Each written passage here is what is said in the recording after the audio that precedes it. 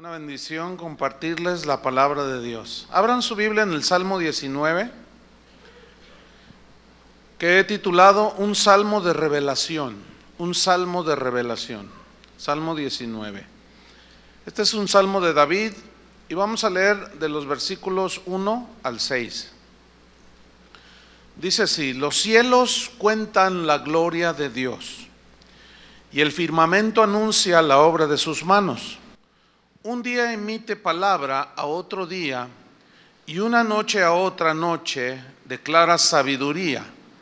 No hay lenguaje ni palabras, ni es oída su voz. Por toda la tierra salió su voz y hasta el extremo del mundo sus palabras. En ellos puso tabernáculo para el sol, y éste, como esposo que sale de su tálamo, se alegra cual gigante para correr el camino. De un extremo de los cielos es su salida y su curso hasta el término de ellos, y nada hay que se esconda de su calor. La mente humana es incapaz de comprender y de entender a Dios. Las investigaciones científicas que hacemos los humanos, o en este caso los científicos, pues se limitan únicamente a lo físico, a lo material, a lo que ellos llaman las pruebas empíricas, que consiste en que el conocimiento se origina desde la experiencia. Esto dice el diccionario de la Real Academia Española. El empirismo es el conocimiento que se origina a partir de la experiencia visible y tangible. En otras palabras, si yo lo puedo tocar, ver y sentir, es real. Si no lo puedo tocar, ni ver, ni sentir, ni demostrarlo así físicamente, no es real. Esa es básicamente la manera en que los científicos comprueban las cosas, ¿sí? No inventan nada, simplemente descubren las cosas que hay en el universo. Pero por otro lado, tampoco la sabiduría humana tiene la capacidad de entender la realidad espiritual que se esconde detrás de aquello que perciben nuestros sentidos naturales. La sabiduría humana es incapaz. En el laboratorio tampoco existe la mínima posibilidad de que ellos demuestren a Dios, que Dios existe, diciendo: aquí está Dios, mírenlo, ya lo metimos en los análisis químicos y pues ya salió allí Dios. Es imposible.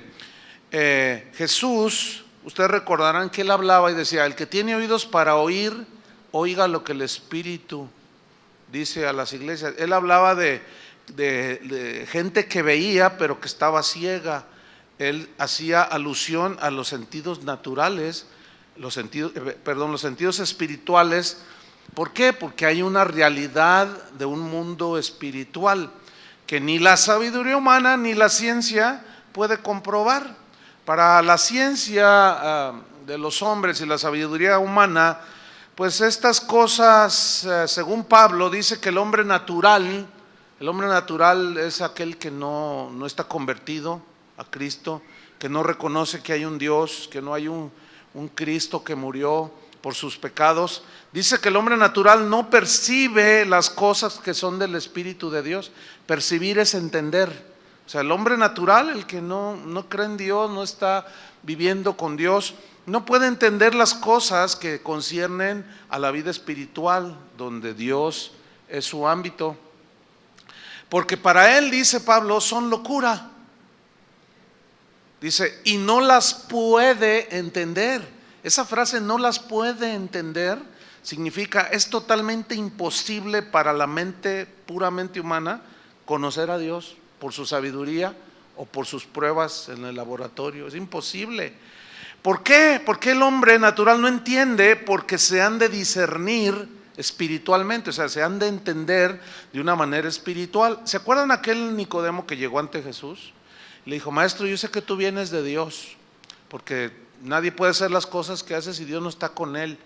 Y Jesús le responde: de cierto te digo que el que no nace de nuevo no puede ver el reino de Dios. Y Nicodemo se sacó de onda, pues. ¿Cómo? ¿Sí? No puede ver, y ese ver es espiritual. No puede ver cómo en el ámbito espiritual quién es Dios, por qué obra como obra, etcétera, etcétera.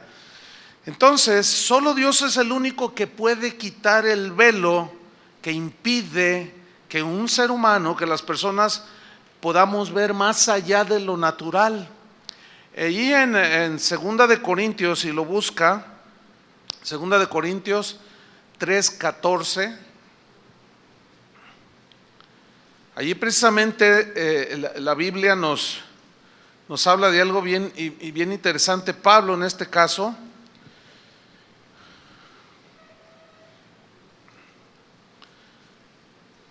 Segunda de Corintios 3:14, dice así: pero el entendimiento de ellos, el entendimiento significa sus pensamientos, sus razonamientos, el entendimiento de ellos, o sea, de los que rechazaron a Jesús, se embotó, o sea, se les cruzaron los cables, ¿entiende?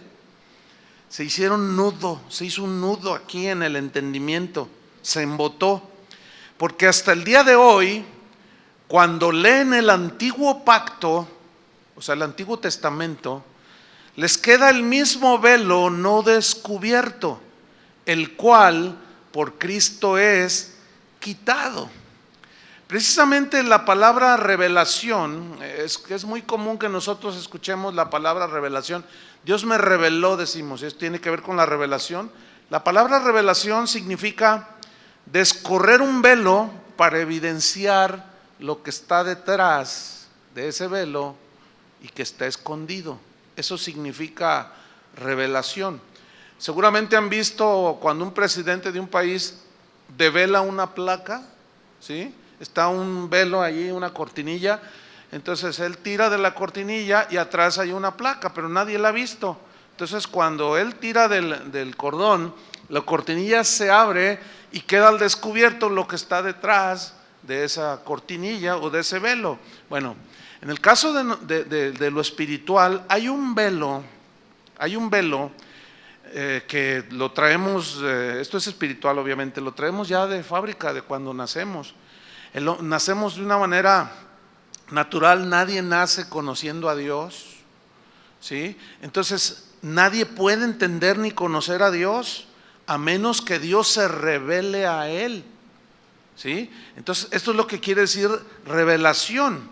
Ahora, dice aquí Pablo en el versículo 14 que les queda el mismo velo no descubierto, o sea, no ha sido quitado, el cual por Cristo es quitado, versículo 15, y aún hasta el día de hoy cuando se lee a Moisés, significa el Antiguo Testamento, en este caso el Pentateuco, dice, el velo está puesto sobre el corazón de ellos, o sea, para el incrédulo, para el que no cree en Dios, ve Génesis 1:1, en el principio creó Dios los cielos y la tierra. Dicen, no, como que nada más Dios dijo y ya se creó. No, yo estoy convencido que explotó el universo y surgió todo. Entonces tú empiezas a razonar y dices, bueno, en realidad hay un velo en la gente. Cuando se lee a Moisés, el velo está puesto sobre el corazón de ellos. Versículo 16, mire lo que dice aquí. Pero, ese pero es muy importante. Cuando se conviertan al Señor, convertirse al Señor significa volverse hacia Dios, ir en pos de Él. Pero nadie puede ir en pos de Él si primero no se arrepiente de sus pecados y reconoce que necesita un Salvador. Eso es convertirse a Dios. Entonces dice, pero cuando se conviertan al Señor, el velo ¿qué? Se quitará. Entonces, una vez que se quita el velo, tú puedes ver las cosas de Dios. Tú puedes ver el reino de Dios. Tú puedes entender las cosas del Espíritu. ¿Sí? Hay gente, fíjense, en las iglesias, esto es lo más trágico, que tienen 10 hasta 15 o hasta más de 20 años, qué sé yo, asistiendo a la congregación. Y hay gente que tiene 2 años, 3 años, y esto yo lo he comprobado. Por ejemplo, gente que tiene 1, 2, 3, 4 años dicen, pastor, estoy tan feliz, dice, porque yo entiendo todo lo que explica, entiendo la palabra de Dios, para mí es muy claro. Pero luego también está el otro que tiene hasta 20 años y siempre sale diciendo, es que no entiendo lo que, es que ¿por qué esto? Es que no entiendo. Entonces uno dice, ay, ¿no será que todavía tiene el velo? Porque una vez que es quitado el velo, ya todo se puede ver con claridad. Se puede ver con claridad el sacrificio de Cristo.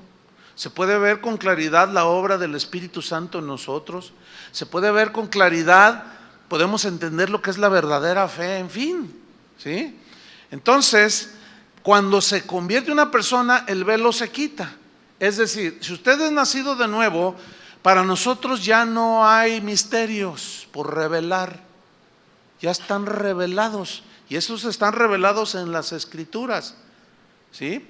Lo que comúnmente nosotros decimos, me reveló el Señor tal cosa, en realidad deberíamos de decir, el Espíritu Santo me iluminó, porque revelado ya está en las Escrituras, en el Nuevo Testamento, todo lo que concierne ya a la vida de todos los seres humanos, y en Cristo ya se consumó todo el plan de Dios.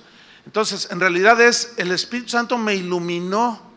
Y la iluminación tiene que ver como, la ilustración más común es como prender la luz, ¿sí? Es decir, que hay tinieblas, hay media oscuridad, y cuando tú prendes la luz evidencia dónde están puestas las cosas. Pero la revelación es descorrer el velo para ver lo que está detrás del velo. Entonces ya está revelado todo aquello que concierne a nuestra salvación. La voluntad de Dios está revelada en su palabra, pero necesitamos la iluminación del Espíritu Santo, que el Señor, cuando nosotros lo buscamos, leemos la Escritura, nos prenda esa lamparita, ¿verdad? Nos ilumina el entendimiento, ¿sí? Pero como la revelación y la iluminación pues son como hermanas gemelas, pues van de la mano, entonces se pueden intercambiar efectivamente, pero estrictamente así es, ¿sí? Ya está todo revelado, pero el Espíritu Santo nos ilumina. Ahora fíjate el versículo 17 de este mismo 2 Corintios 3:17. Bueno, retomo el 16. Cuando se conviertan al Señor, el velo se quitará, porque el Señor es el Espíritu, y donde está el Espíritu del Señor, allí hay, ¿qué? Libertad. Ok, lo más conocido de este pasaje es el versículo 17. ¿Lo han oído alguna vez? Donde está el Espíritu del Señor, ahí hay libertad, órale hermanos. Y lo interpretan mal. Lo interpretan como que pues vamos a hacer lo que miran, vamos a brincar, vamos a caernos, vamos a retorcernos, vamos a hacer un montón de cosas, porque donde está el Espíritu de Dios, ahí hay libertad. Pregunta, ¿ese es el contexto? ¿A qué libertad se refiere? A la libertad de la esclavitud del pecado, hermanos. Jesús dijo, conoceréis la verdad, y la verdad ¿qué? Os hará libres. A esa es la libertad que se refiere. Nunca se me olvidará, en la iglesia donde yo nací, estaba la reunión y estaba ahí atrás una señora que ellos dicen que es el Espíritu Santo, ¿verdad? La Biblia dice que todo se debe de hacer con orden y decentemente.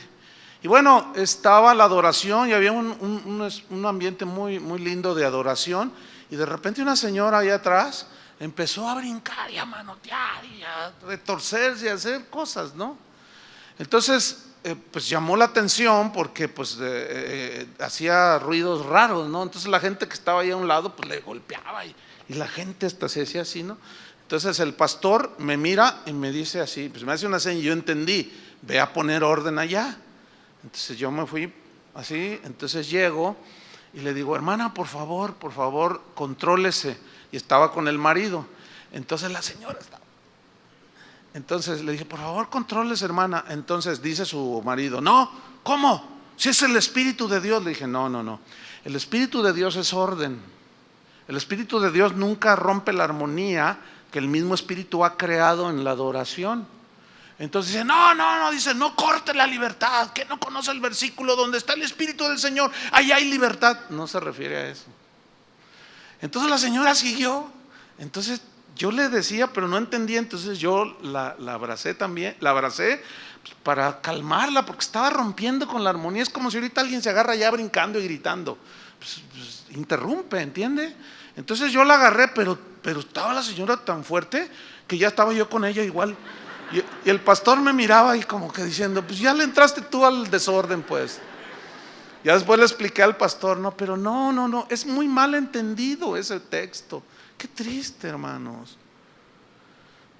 Porque el Señor es el Espíritu, donde está el Espíritu del Señor, ahí hay libertad. Libertad para que ahora ya nada me esclaviza, como cantamos.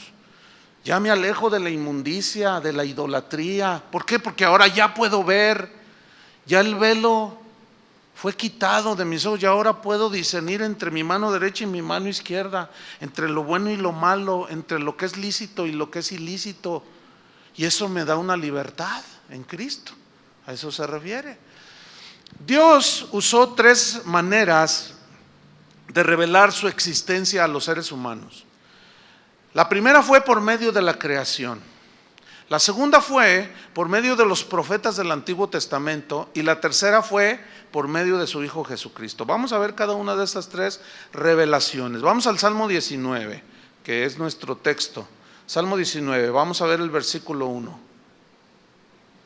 Y vamos a ver cómo Dios se reveló al hombre y todavía se sigue revelando en ese sentido por medio de la creación, de todo lo hecho por Dios. Dice el Salmo 19, versículo 1: los cielos cuentan la gloria de Dios y el firmamento anuncia la obra de sus manos. La primera frase, los cielos cuentan, ese verbo contar en el hebreo significa hablar, proclamar. Y ciertamente los cielos no hablan, pero esta es una expresión alegórica que demuestra algo. Los cielos cuentan, hablan, proclaman la gloria de Dios. La gloria de Dios viene de un término hebreo, kabod, que significa esplendor, significa majestad. Entonces lo que está diciendo aquí el salmista es: los cielos hablan, proclaman, cuentan el esplendor y la majestuosidad del que los hizo. Porque dice, y el firmamento anuncia la obra de sus manos. El verbo anunciar en el hebreo significa declarar quién es el autor. El término hebreo eso significa declarar quién es el autor. Es como si tenemos, por ejemplo, allí un cuadro que yo no sé mucho de pintura, pero está muy bonito el paisaje. Entonces yo digo, uy, qué bonito ese cuadro. Entonces inmediatamente la persona a la que la está vendiendo dice, este lo pintó fulano de tal. Inmediatamente te dice el autor, ¿sí? ¿Por qué? Porque uno dice, wow, qué genialidad en la pintura, o qué genialidad, oye, ¿quién hizo ese puente? Lo primero que se viene a la mente es, ¿quién fue el arquitecto que diseñó tal puente o tal obra de la arquitectura? Y inmediatamente te declaran el nombre del autor. Entonces dice que los cielos cuentan la gloria de Dios y el firmamento declara y habla acerca de quién es el autor. Porque dice, el firmamento anuncia la obra de sus manos. Esa frase, obra de sus manos, del hebreo mashé, significa hacer un poema. Interesante, ¿no? Significa hacer una obra de arte. Significa hacer una hechura fina. Entonces mira lo que está diciendo aquí: los cielos cuentan, hablan, proclaman la gloria, el esplendor y majestuosidad del autor del mismo. El firmamento declara quién es el autor, y la obra de sus manos es un poema, es una obra de arte, es una hechura fina. Y si nosotros meditamos un poco, reflexionamos, bastaría ver la genialidad de los diseños que Dios ha hecho, por ejemplo, en nosotros los humanos. De todos los que estamos aquí en este auditorio, no hay uno solo igual. Aunque allí a la entrada me encontré con unos cuates. Iba entrando en la mañana y saludé a una familia, estaba allí la señora. ¿Dónde está la señora? Por allí. Bueno, por allí debe de andar. Entonces dice, pastor, mis hijos lo quieren saludar. Entonces cuando los vi dije, caray, amanecí medio visco o qué. Dice, no, pues es que son cuates. Están aparentemente igualitos, pero no hay uno solo igual. Las huellas digitales son diferentes, ¿sí saben eso, no? No hay un solo ser humano, o sea, no hay otra como tú. No hay otro como tú, no hay otro como yo. En algunos casos, gloria a Dios, ¿verdad? Que no hay otros como X persona, no, imagínate, ¿no? Pero mira la multiplicidad de la genial, o sea, mejor dicho, a ver, déjenme retomar. La genialidad en la múltiple creatividad o en la grandeza de la creatividad de Dios, que nos hizo a cada uno de nosotros diferentes. Miren, voltéense a ver. Puedes encontrar a uno que se te parezca, pero no es idéntico, ¿verdad que no? Siempre hay, dicen que uno tiene su doble por ahí, pero en realidad no es verdad. No hay uno solo igual. Ahí habla de una exclusividad. O sea, Dios cuando pensó en ti y te formó en el vientre de tu madre, como dijo David, me formaste en el vientre de mi madre, mi embrión vieron tus ojos, me entretejiste en el vientre de mi madre, ¿sí? Me hiciste ver la luz, etcétera. El diseño, dijo, pues tú, ¿cómo te llamas? Iván va a ser así, y te diseñó y así estás. Algunos no están muy conformes con cómo están. Otra vez pasé por ahí, estaban unas jovencitas, ya ven los jovencitos, ¿no? Pues adolescentitas. Ay, no me gusta la nariz que tengo. Y luego la otra, fíjense qué tremendas, dice. Ay, a mí sí, dice, sí, pues traes unas cosas aquí que te la hacen así. Así son los chiquillos, ¿no? Siguen la vanidad y todas esas cosas. Pero vean la genialidad de Dios. Cuando nosotros meditamos en la naturaleza, por ejemplo, mire, en la creación del mar, hace un mes, estando en los Estados Unidos, visitando las casas de oración, fuimos a comer. A mí me gusta mucho la comida china. Y me dijeron, conocemos un restaurante chino. Y entramos, estaba lleno, entonces había que esperar para que nos asignaran una mesa, pero cuando entramos así, estaba una pecera. Yo no había visto otra como esa, la verdad. Estaba espectacular la pecera. Estaba, yo creo que de unos 3 metros de alto, y yo creo que de la pared, así de enfrente, entre 6 a 7 metros. No sé, no la medí, pero más o menos, ¿no? Aproximado. Entonces, entras tú así, y con lo primero que te encuentras es con la pecera y dices, ¡ay, Dios! Y estaba bastante ancha. Entonces, ¡ay, mira! ¡Órale! ¡Qué maravilla! ¡Qué bonito está esto! Y la verdad, pues es lo primero que ves en ese restaurante. Pero luego, estábamos viendo ahí, nos tardaron, y de hecho nos quedamos un poco más mirando, porque tenía infinidad de pececillos. Y lo pasó uno bigotón así, y me ve. Y tú, ay, sí, te crees mucho porque yo soy lampiño. Y luego viene una parejita de pececillos. Se nota, era obvio que era el macho y la hembra, ¿no? Y por delante venía el macho y venía nadando. Y estaba pero hermosísimo el pececillo. Traía en sus colores, traía un verde, un azul, amarillo. Y yo dije, ¿por qué no trae los colores del Atlas, por cierto? No hay uno solo, pero bueno. Entonces yo dije, mira nomás qué maravilla. Y luego la hembra. Y luego llega un grupo como de 10 pececillos, todos con un diseño, unos con unos ojos.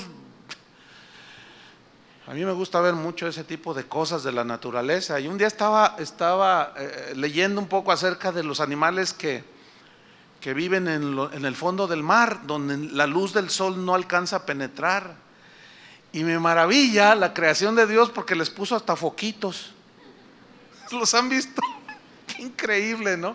Y no se lo puso el foco atrás cuando frena, ¿no? Se lo puso aquí adelante, a otros 2, a otros 4, otros se encienden en sí mismos. Y tú dices, ¿a quién se le pudo haber ocurrido semejante maravilla? Pues a Dios. Los animales, a mí me encantan los animales.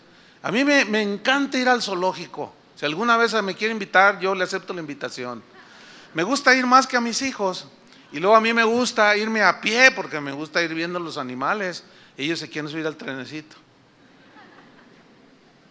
Pero he ido desde que se inauguró hasta la fecha. A ver, les falta el foquito.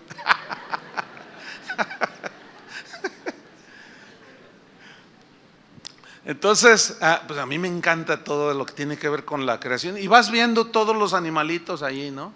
Por cierto, ahorita hay un cocodrilo que se llama Chuy.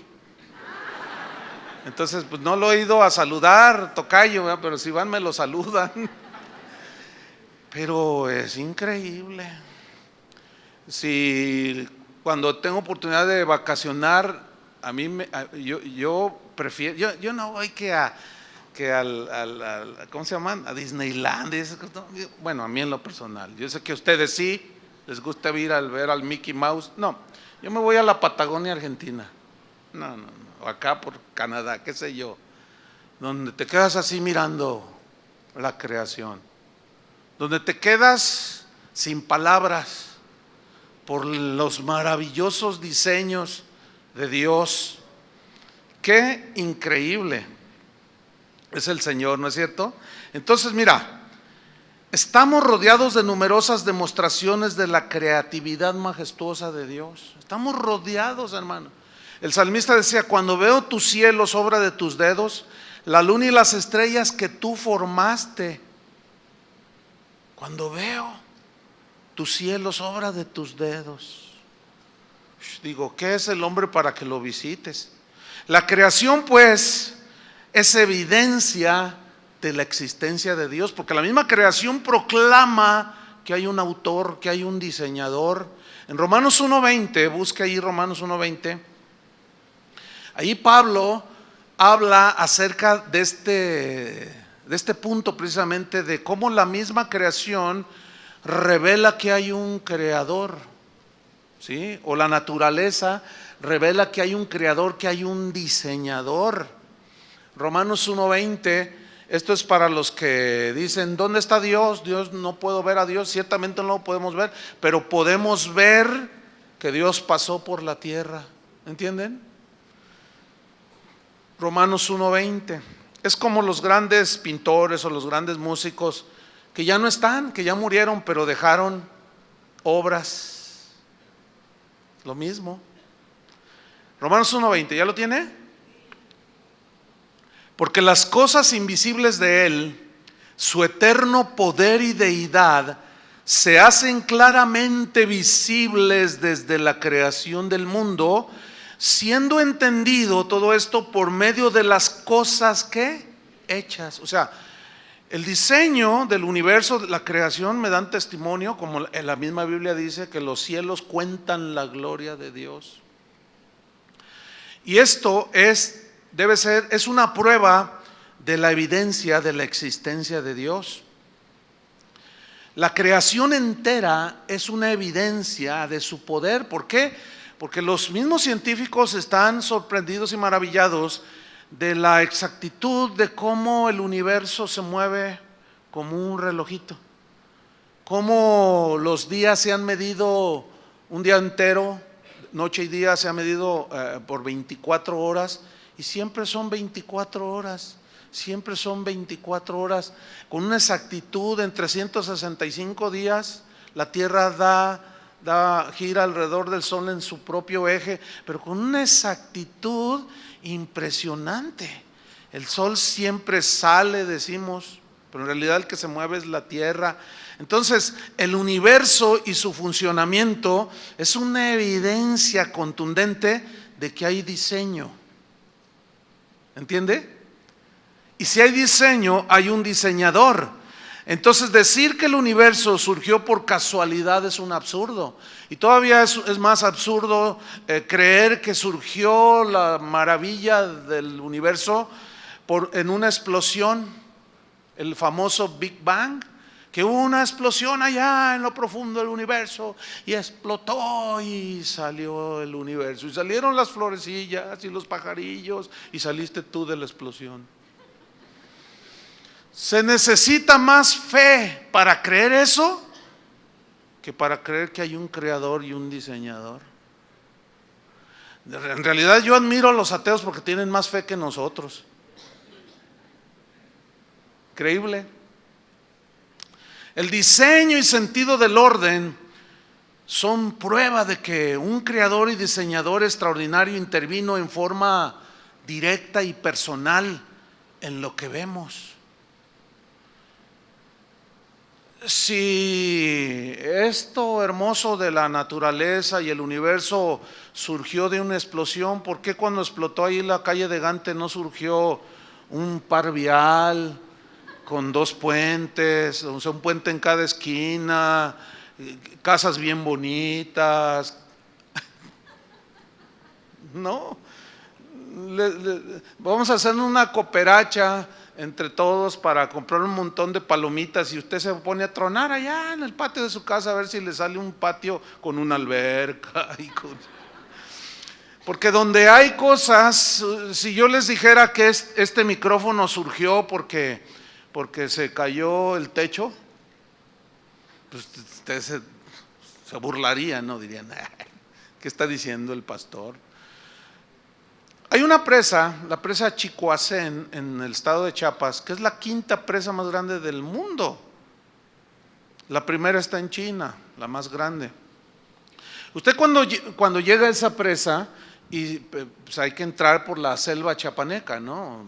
Entonces usted entra y empieza a ver los monos, o sea, los changuitos, pues, y empieza a ver los pájaros, la vegetación es realmente maravillosa. ¿Ha estado en algún lado?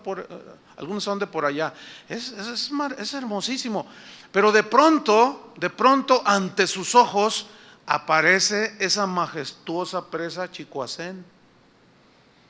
Entonces, es obvio que allí la mano del hombre intervino, ¿cierto?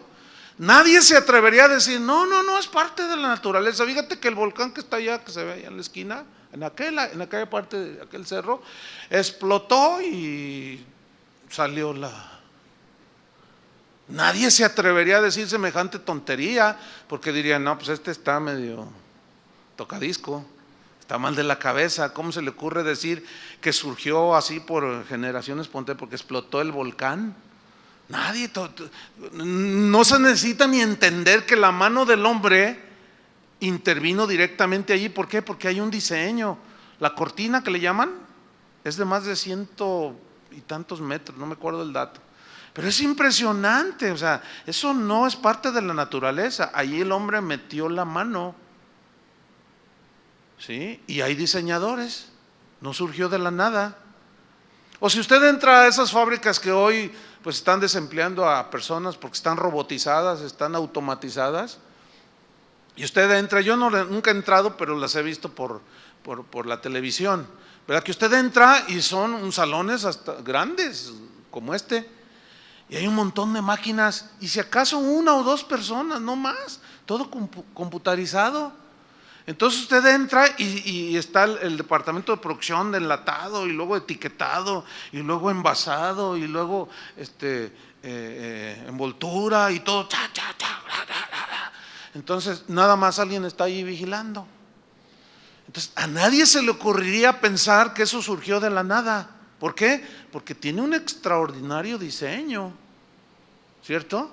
Entonces fíjense la necedad del hombre. Mira las maravillas de la naturaleza, mira el sol, ve la creación en las flores, ¿sí? Una vez, fíjese, andaba yo acá por el bosque de la primavera, entonces iba caminando así por una vereda y de pronto volteo así, porque me gusta ir viendo, no hay mucho allí en esa zona, ¿no?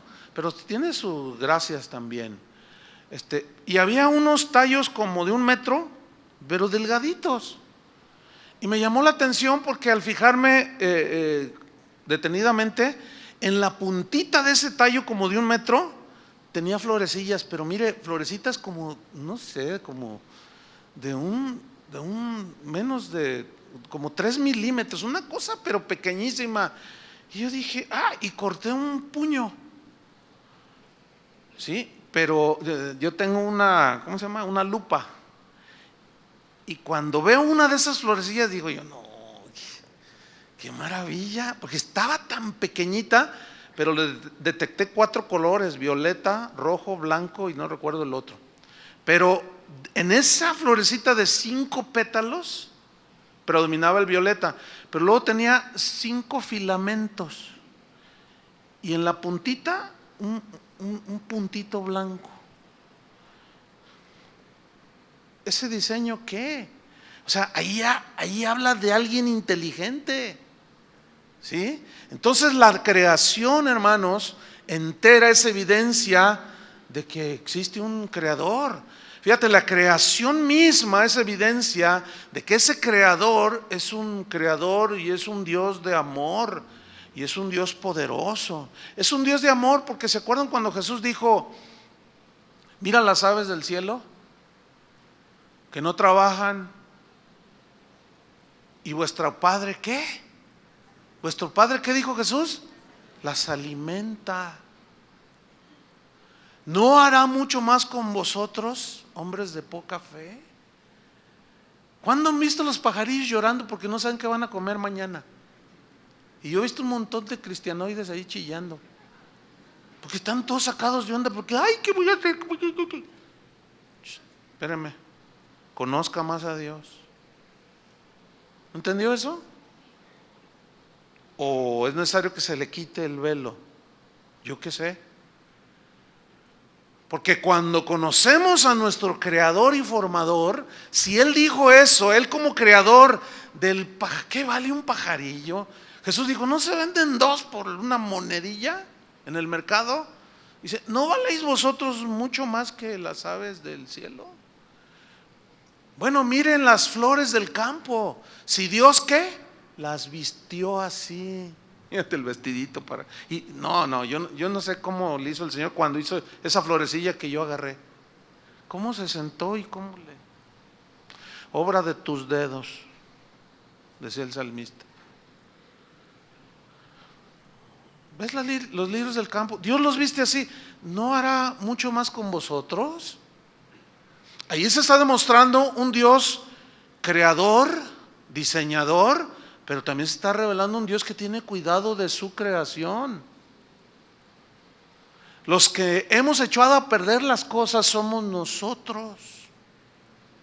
Nosotros somos los que contaminamos, no Dios.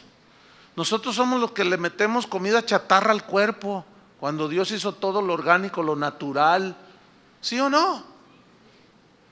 Porque en nuestra necedad nos topamos una y otra vez. Volvamos al Salmo 19.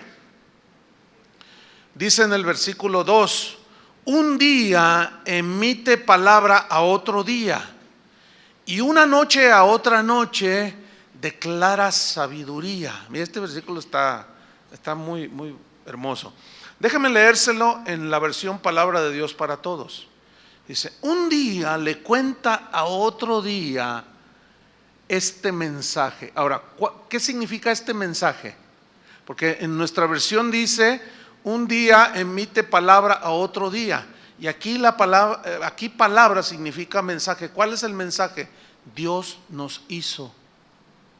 Ese es el mensaje. Le dice un día a otro día, le declara, a ver dónde estoy. Un día cuenta a otro día este mensaje: que Dios hizo el día y la noche, y cada noche le dice a otra noche y le declara la sabiduría. Se declaran mutuamente la sabiduría de Dios al crearlos así. Nos hizo la noche y somos la noche. Soy el día y nos hizo el día y seré el día hasta que Dios diga. Declaran sabiduría, dice en nuestra versión. Lo cual significa que hablan, o sea, la misma creación habla de la inmensa sabiduría de Dios. Pero luego fíjese el versículo 3: no hay lenguaje, ni palabras, ni es oída su voz. Versículo 4: por toda la tierra salió su voz, y hasta el extremo del mundo sus palabras. Y esto me remonta al Génesis capítulo 1. En el principio creó Dios los cielos y la tierra, y dijo Dios: sea la luz, y fue la luz.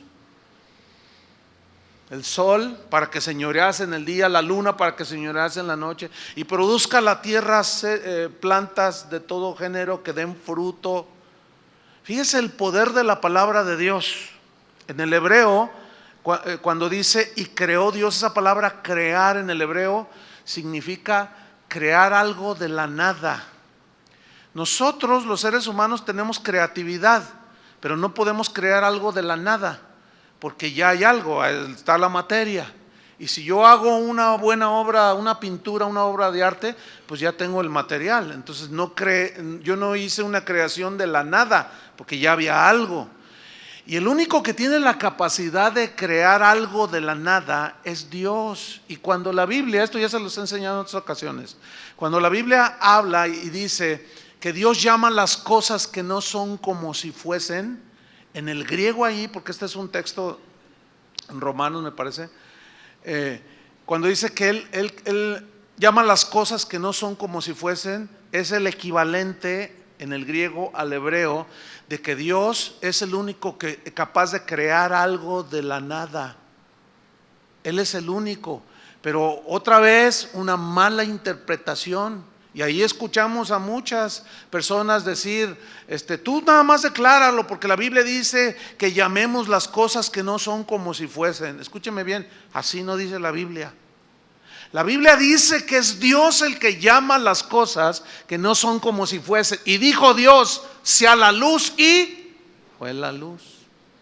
Y dijo Dios, produzca la tierra seres vivos, animales según su género, ganado según su especie. Creó algo de la nada. Él sí llama las cosas que no son como si fuesen.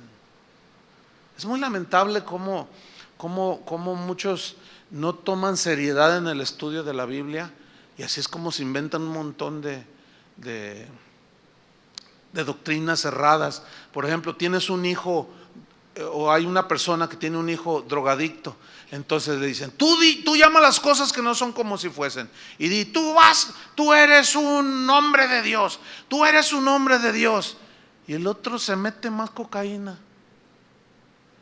Y llega un momento que la gente se cansa, porque por más que dijo las cosas que no son como si fuesen, nomás nada.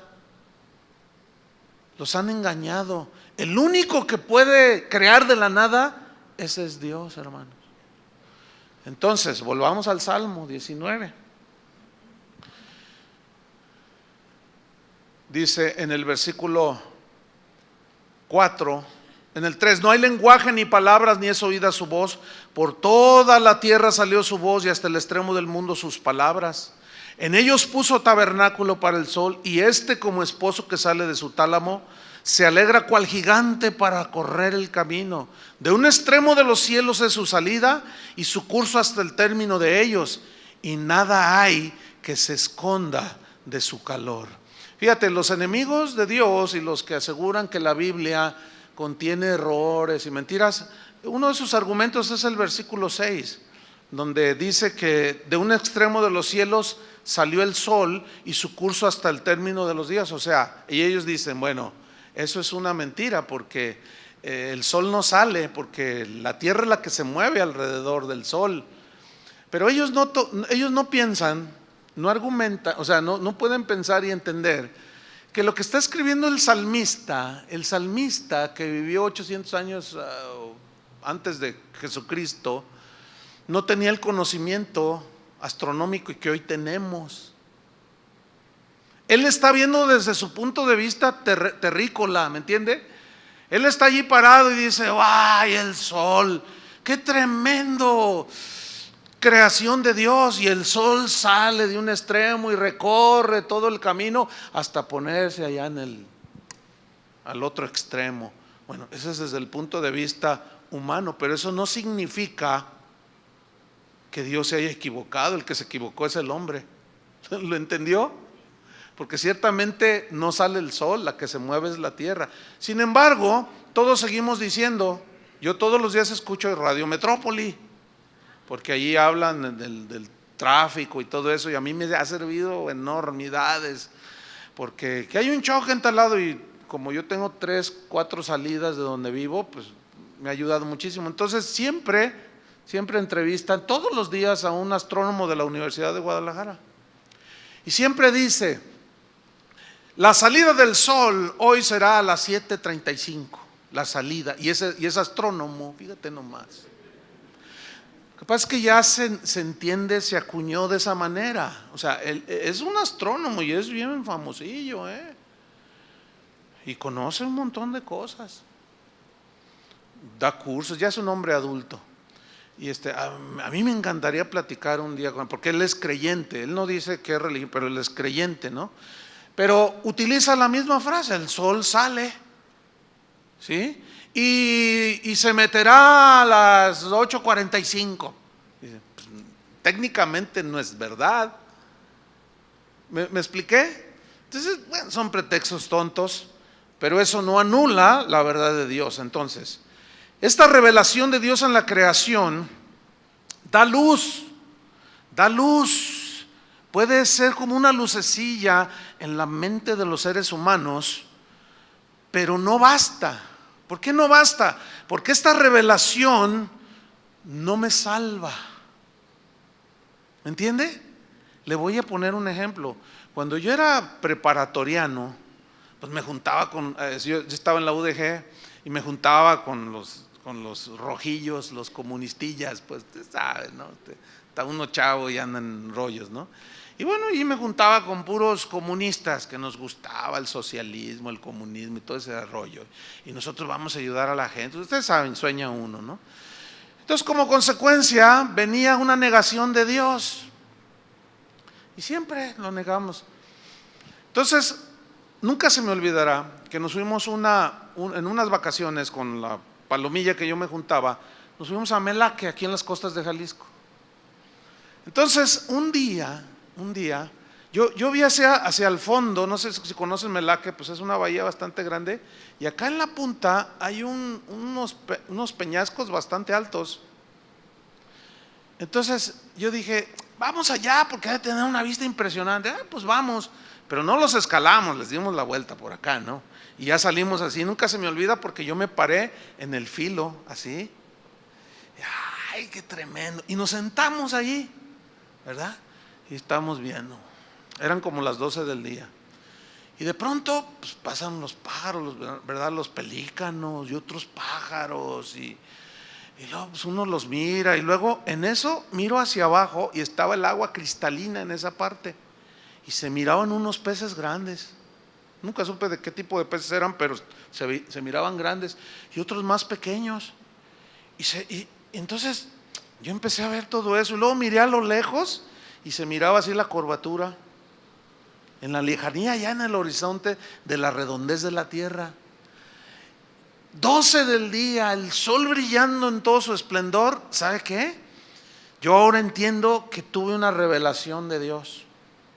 Porque yo dije esto, nunca se me olvidó eso. Yo dije, oigan, viéndolo bien, se me hace muchísima casualidad que esto haya surgido de la nada. Y todos me voltearon a ver, ¿qué? O sea, al decir eso, ¿qué estoy diciendo? Entonces, pero yo no quería dar mi brazo a torcer. Dice, es que esto tiene un diseño. Es que vean los peces. O sea, las aves, o sea, todo. Y luego por acá atrás, pues el monte. Y luego allá la lejanía. Y tú dices, y luego el sol, cuyos rayos son esenciales para la vida en la tierra y la sabiduría de Dios. Bueno, en ese entonces no pensaba yo así. Ahora ya lo entiendo. Cómo Dios puso a la tierra en relación al sol a la distancia exacta, si no nos fundimos o nos congelamos. Y lo puso ahí para que hubiera vida en esa distancia exacta. Entonces yo dije, pues la verdad me pone a pensar, porque esto se me hace muy increíble que haya surgido de una explosión. Vamos ya, y me echaron carrilla. Ya el monje, y me empezaron a decir cosas. Y pasaron los años, yo tendría algunos 16 años, estaba jovencillo. Pero yo entiendo que ahí Dios se me reveló, pero no me salvó. ¿Me entendió? O sea, yo no obtuve salvación, pero sí obtuve, y sí tuve una conciencia de que no estoy solo, de que hay alguien al que no puedo ver, pero que no conozco. Entonces corre la historia y Dios comienza a revelarse por medio de los profetas del Antiguo Testamento. Claro, la historia es muy larga, no podemos mirar todo, ¿no? Pero basta decir, Dios llama a un pagano llamado Abraham, de allí funda él o inicia la nación hebrea. Y bueno, cada hombre de Dios, cada profeta recibió una porción de la revelación de Dios. Por ejemplo, Noé, a él le fue revelada la salvación de Cristo por medio del arca que él construyó. A David se le dijo que de su linaje nacería, por eso se le decía hijo de David. Y imagínate a David diciendo, de mí nacerá él. Pero eran revelaciones, no eran completas, pero eran vestigios, o revelaciones, mejor dicho, de Cristo, en quien se consumaría la revelación de Dios, que con eso vamos a terminar viendo. A Miqueas se le reveló el lugar de su nacimiento, a Malaquías se le reveló cómo el Cristo había de venir por una vez, pero no una vez, sola vez, sino vendría por segunda vez. A Jonás, por medio de su experiencia en el pez, Dios le reveló acerca de la muerte y la resurrección. A Moisés, Dios le reveló, le hablaba cuando le dijo, hazte un tabernáculo. Y cuando le dio cada parte, cada utensilio ahí en ese tabernáculo, apuntaba hacia Cristo, ¿sí? El velo, el candelabro, el pan, el lugar, ¿cómo se llama? El altar de bronce, todo, absolutamente todo apuntaba a Jesús. Había una puerta sola que entraba. Jesús dijo, yo soy la puerta. El candelabro que iluminaba. Jesús dijo, yo soy la luz del mundo. Pero todos estos hombres tenían revelación. O sea, ellos entendieron que se refería a Cristo. En Hebreos dice que Moisés rehusó llamarse hijo de la hija del faraón, prefirió sufrir el vituperio de Cristo, así dice. O sea, él tuvo revelación en su momento, pero no era todavía estaba un velo, no era total la revelación, pero ya Dios estaba dejando ver. Miren la paciencia de Dios, Y así Elías también, Daniel, Ezequiel. Sorprende que todo lo que estos hombres, profetas de Dios, hablaron del Mesías, todo se cumplió en Jesús. Pero faltaba la revelación más importante de Dios a la humanidad. ¿Cuál es la revelación de Dios más importante a la humanidad? Jesús. Esa es la revelación más importante. Hebreos 1:1, búsquelo rápido. Hebreos 1:1.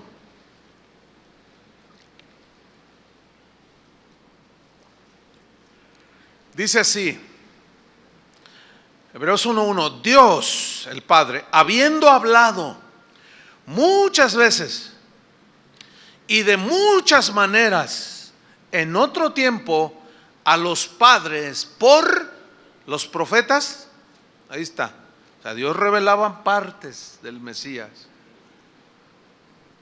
Dice, versículo 2, aquí termina ese fin, ese hablar por profetas. Eso que estaba estaba oculto, todavía había ese velo, pero era ya una revelación. Se estaba acercando la máxima revelación de Dios. Dice, en estos postreros días nos ha hablado por el Hijo, a quien constituyó heredero de todo y por quien asimismo hizo, ¿qué hizo? El universo.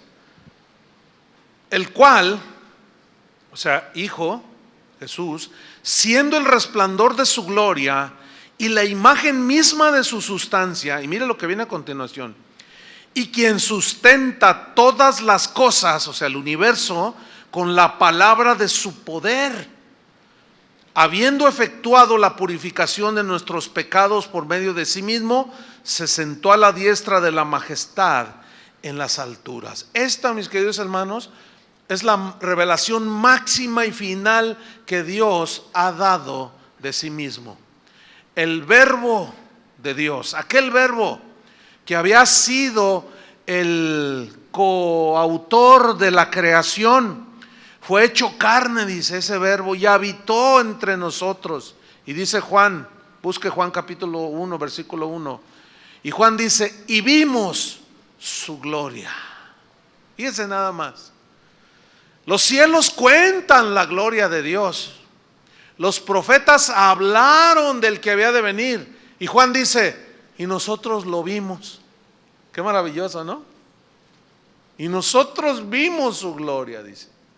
Juan 1:1. Dice, en el principio era el verbo, y el verbo era con Dios, y el verbo era Dios. Este era en el principio con Dios.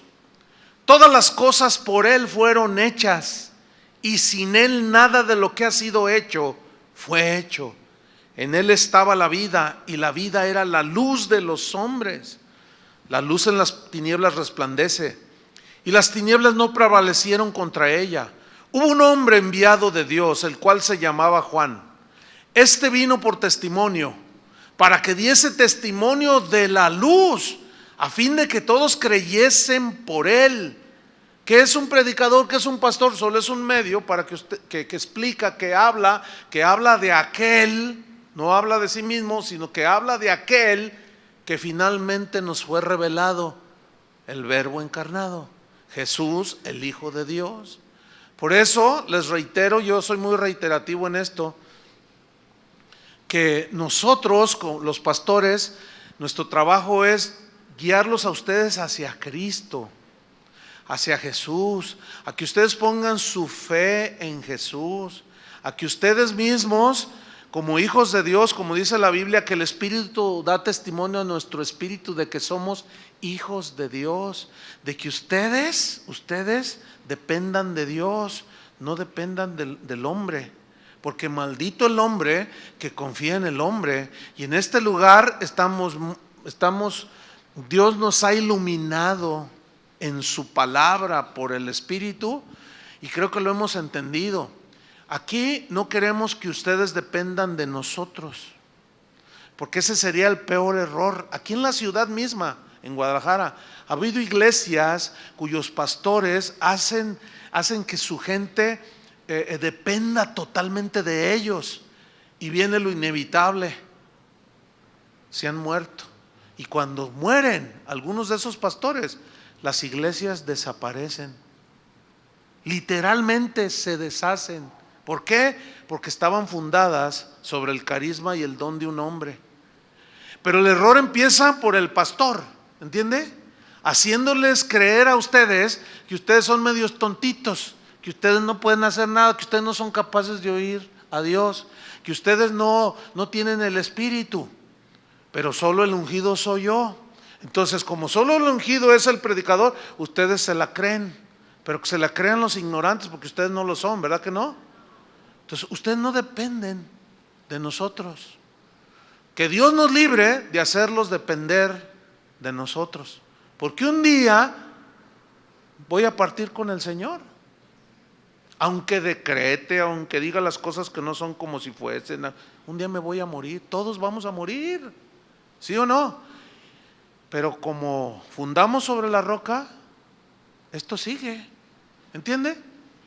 Así es.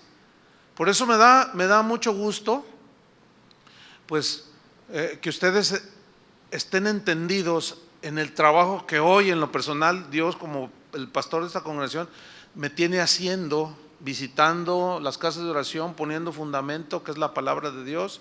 Y ustedes siguen firmes en el Señor, porque ustedes no vienen a buscar al hombre, ¿verdad que no? Entonces yo me voy bien tranquilo, hermano. ¿Sí? Yo me voy en paz. ¿Qué? Sabiendo que ustedes vienen a buscar una palabra de Dios, no vienen por el mensajero, vienen por el mensaje, ¿no es cierto?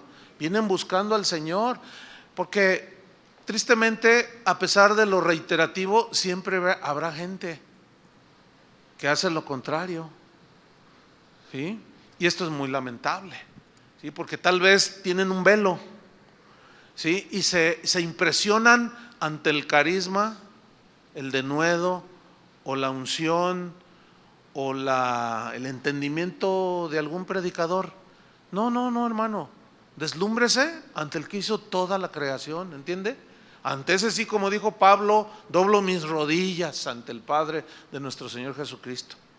Bueno, ese Padre, ese Dios bueno, poderoso, lleno de ingenio, creatividad y de amor y de cuidado, finalmente nos revela a su Hijo, el Verbo encarnado. Y Juan dice, yo vi su gloria. Entonces nos quedamos aquí. Vino uno, dice, hubo un hombre, versículo 6, Juan 1:6, hubo un hombre enviado de Dios, el cual se llamaba Juan, o sea, Juan el Bautista. Este vino por testimonio para que diese testimonio de la luz, o sea, que hablara de la luz, a fin de que todos creyesen por él lo que decía. Y lo dice el versículo 8, no era él la luz, o sea, Juan el Bautista no era él la luz, sino para que diese testimonio de la luz, aquella luz verdadera que alumbra a todo hombre. Venía a este mundo. En el mundo estaba y el mundo por él fue hecho, pero el mundo no le conoció. A lo suyo vino y los suyos no le recibieron. Mas a todos los que le recibieron, a los que creen en su nombre, les dio potestad de ser hechos hijos de Dios, los cuales no son engendrados de sangre, ni de voluntad de carne, ni de voluntad de varón, sino de Dios. Y aquel Verbo fue hecho carne. Esa es una de las revelaciones más poderosas que hay. La más poderosa, la más increíble. Digo increíble en ese sentido para la mente humana, pero por fe nosotros sabemos que Jesús es el Hijo de Dios. Y aquel Verbo fue hecho carne y habitó entre nosotros, dijo Juan. Pero luego le añadió, y vimos su gloria. O sea, ya no solo, porque los cielos cuentan la gloria de Dios, los profetas hablaron. Juan fue el último de los profetas y habló del que había de venir. Pero Juan dice, pero nosotros vimos su gloria. Qué impresionante, ¿no? Gloria como del unigénito del Padre, lleno de gracia y de verdad. Juan dio testimonio de él, o sea, Juan el Bautista, y clamó diciendo, este es de quien yo decía, el que viene después de mí es antes de mí, porque era primero que yo. Porque de su plenitud tomamos todos. ¿Cuántos le dan gracias a Dios? Todos, de su plenitud tomamos todos. Es tan abundante nuestro Señor que todos podemos comer de su mano. Es tan abundante en consuelo que te puede consolar a ti, a aquel, a mí, y en este mismo momento hacerlo a millones de personas, porque es tan abundante. Y de su plenitud, plenitud significa totalidad. De su plenitud tomamos todos.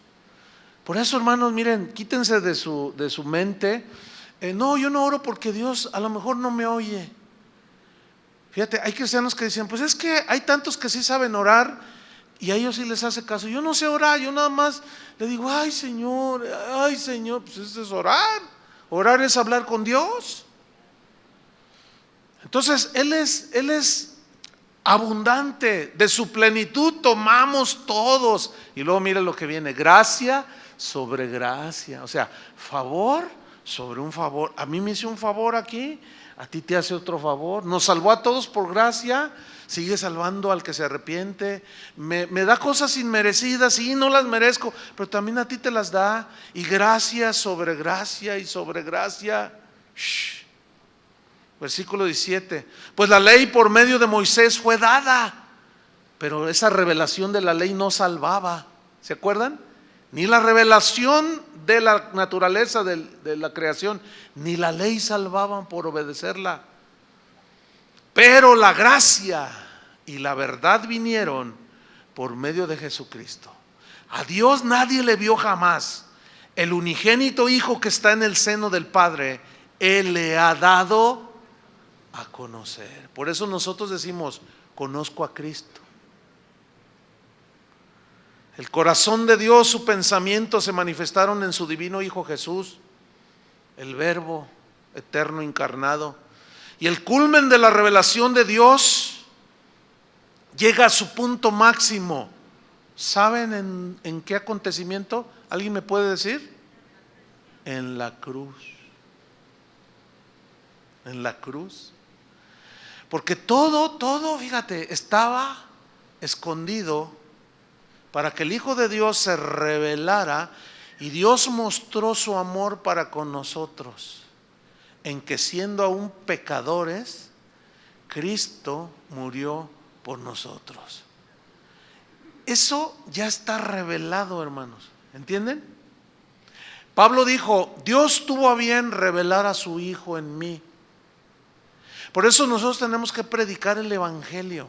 Y como es algo que ya está revelado, nosotros nada más hablamos el Evangelio, y es el Espíritu Santo el que hace que su Hijo sea revelado en las personas a través de la predicación y la iluminación del mismo Espíritu en las mentes de las personas. No basta con decir hay un creador, no basta con decir yo voy a la iglesia. La revelación completa es Cristo en vosotros, la esperanza de gloria. Imagínate eso, Cristo en vosotros. Ya no los cielos cuentan la gloria de Dios. Pues sí, ya no necesito que nadie me convenza. Ya lo estoy desde hace muchos años y sin ser cristiano. A misa, yo iba a la iglesia, pero tampoco me salvó hasta que alguien vino, me predicó el Evangelio y Dios quiso revelar a su Hijo en mí. Y cuando supe de aquella cruz, no me quedó otra más que reconocer que soy pecador. Pero el misterio más grande revelado es Cristo en vosotros, la esperanza de gloria. Qué maravilloso. Por eso tenemos que hablar de Cristo. No predique ni siquiera a la iglesia. No diga casa de oración, sabe. No es casa de oración. Casa de oración no existiera si no fuera por la gracia de Dios. Entonces no hay que hablar tanto de las obras de Dios, sino en el autor.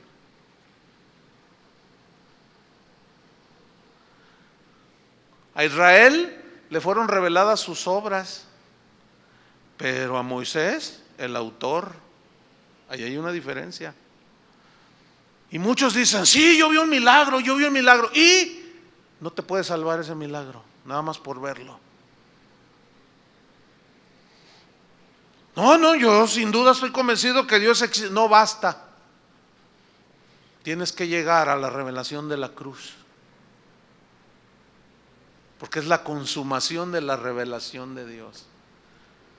Y el Apocalipsis, que en griego significa revelación, ahí nos está ya mostrado nuestro futuro. Tenemos nuestro futuro asegurado.